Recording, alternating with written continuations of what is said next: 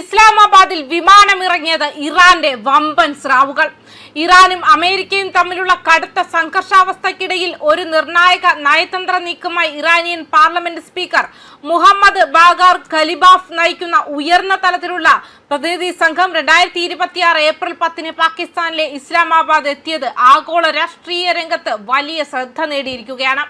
Iranian മാധ്യമങ്ങൾ report ചെയ്തതുപോലെ അമേരിക്കയുമായുള്ള സമാധാന ചർച്ചകൾക്ക് മുന്നോടിയായി നടക്കുന്ന ഈ സന്ദർശനം നിലവിലെ സൈനിക രാഷ്ട്രീയ സംഘർഷങ്ങളെ ലഘൂകരിക്കാൻ ലക്ഷ്യമിട്ടുള്ള ഒരു നിർണായക ഘട്ടമായി വിലയിരുത്തപ്പെടുന്നുണ്ട്.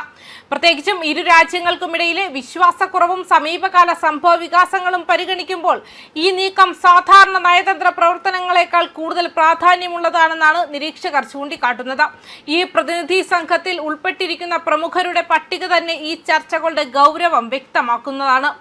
ഇറാന്റെ വിദേശകാര്യമന്ത്രി Abbas Araghchi, supreme national defence council secretary Ali Akbar Ahmadian, central bank governor Abdol Naser Hemmati എന്നിവരോടൊപ്പം സൈനിക സാമ്പത്തിക മേഖലകളിൽ സ്വാധീനമുള്ള മറ്റ് പ്രമുഖരും സംഘത്തിൽ ഉൾപ്പെട്ടിട്ടുണ്ട്. ഇത്തരത്തിലുള്ള സമഗ്ര പ്രതിനിധാനം ചർച്ചകൾ സുരക്ഷാ വിഷയങ്ങൾ മാത്രം ഒതുങ്ങാതെ സാമ്പത്തിക ഉപരോധങ്ങൾ, ആഗോള വ്യാപാര ബന്ധങ്ങൾ, പ്രാദേശിക സുരക്ഷാ ക്രമീകരണങ്ങൾ എന്നിവയിലേക്കും വ്യാപിക്കുമെന്നും സൂചിപ്പിക്കുന്നുണ്ട്.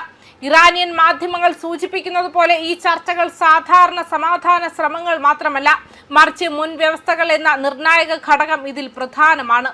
ഇറാൻ മുന്നോട്ട് വച്ചിരിക്കുന്ന ഈ വ്യവസ്ഥകളിൽ പ്രധാനമായും സാമ്പത്തിക ഉപരോധങ്ങൾ ഇളവ് ചെയ്യുക, പ്രാദേശിക സുരക്ഷാ ഉറപ്പുകൾ നൽകുക, കൂടാതെ ഇറാന്റെ സാർവഭൗമത്വത്തെ ബാധിക്കുന്ന നടപടികൾ അവസാനിപ്പിക്കുക എന്നിവ ഉൾപ്പെടുന്നു. ഈ വ്യവസ്ഥകൾ അംഗീകരിക്കപ്പെടാതെ ചർച്ചകൾ മുന്നോട്ടു പോകില്ലെന്ന ഇറാന്റെ ഉറച്ച നിലപാട് നയതന്ത്ര വേദിയിൽ അവരുടെ കഠിന സമീപനം വ്യക്തമാക്കുന്നു. പാകിസ്ഥാൻ ഈ ചർച്ചകൾക്ക് വേദിയാകുന്നത് മറ്റൊരു ശ്രദ്ധേയമായ കാര്യമാണ്. പരമ്പരാഗതമായി അമേരിക്കയുമായും ഇറാനുമായും ബന്ധം പുലർത്തുന്ന പാകിസ്ഥാൻ മധ്യസ്ഥ നിലപാട് കൈക്കൊണ്ട് ഈ ചർച്ചകൾക്ക് ഒരു നിഷ്പക്ഷ വേദി ഒരുക്കുകയാണ്. ഇസ്ലാമാബാദ് പോലുള്ള നഗരങ്ങൾ ഇതിനു മുൻപ് പല അന്താരാഷ്ട്ര ചർച്ചകൾക്ക് വേദിയായിട്ടുണ്ട്.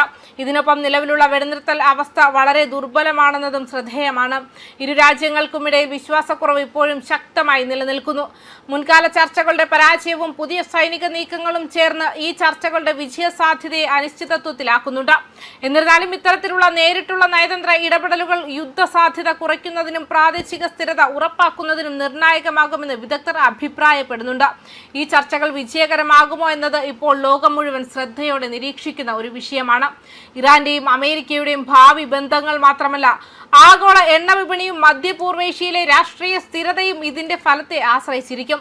സമാധാനത്തിലേക്കുള്ള ഒരു പുതിയ അധ്യായമോ അല്ലെങ്കിൽ വീണ്ടും കടുത്ത സംഘർഷത്തിലേക്കുള്ള വഴിയോ ഈ ചർച്ചകൾ അതിന്റെ ഉത്തരമാണ് നൽകുന്നത്.